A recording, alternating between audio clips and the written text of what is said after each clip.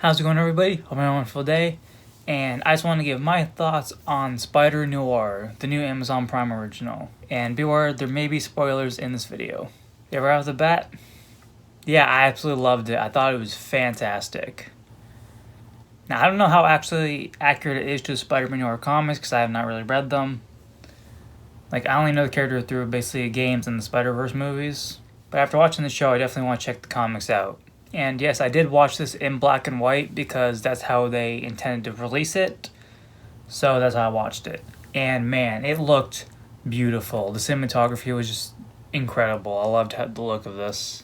All the acting is fantastic.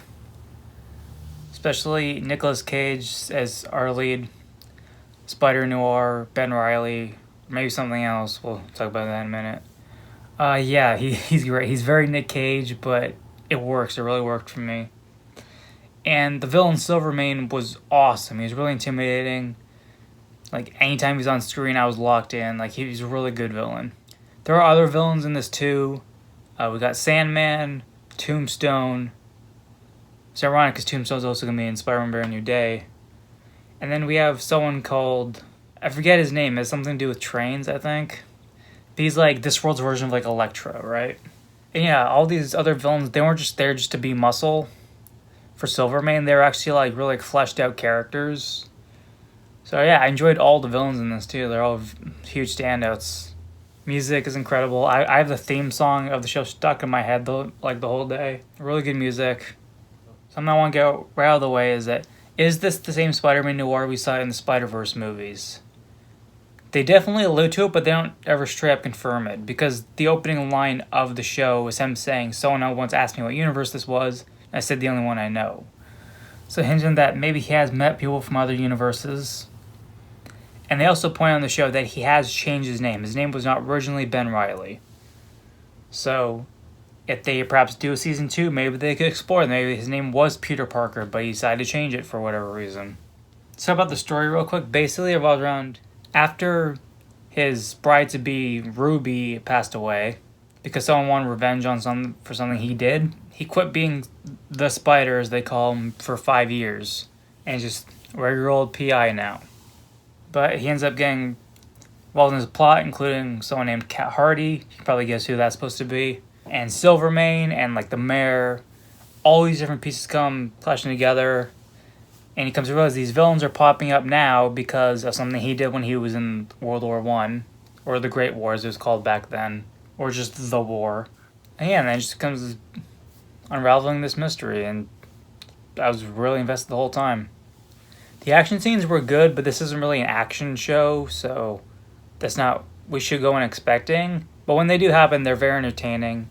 It's nice seeing Spider-Man, who's a bit out of practice, but still managed to be badass when it's time to be. And also, this Spider-Man does not have a no-kill rule at all. Like, in the first action scene he's in, he's straight up like, a guy shooting a gun, he webs the gun and pulls it towards the other bad guy next to him. And the guy just gets filled with holes. So yeah, this Spider-Man is a lot different. And I know that's also the case in the comics too, right? I know he carries around a gun and stuff like that. So this Spider-Man is a lot different than the ones we might be used to. I don't think he's straight up like a Punisher level type of vigilante, but he's definitely not going out of his way to make sure bad people survive any fights he gets into. I mean, also, he straight up kills the Electro guy. At the end, he fucking just webs him, throws him in front of a speeding train and kills him. Which, you know, of the ones he was trying to cure, that's the one he can kill, because Tombstone isn't all that bad of a guy. He's just trying to support his mom. And Flint Marko, Sandman, he just wants to be with Cat Hardy. Like, that's their ultimate goal, is that they want to be together and just leave New York. And kill Silvermane. Yeah, I just wanted to do a quick video talk about just how much I enjoyed this show. Sony, if you're going to keep holding on to the Spider-Man license, please do more stuff like this and the Spider-Verse movies, because this was so good. Maybe they can do a Spider-Man 29 series, maybe a Spider-Gwen show. I know they're doing like an animated spinoff with her. What about a Spider-Punk series?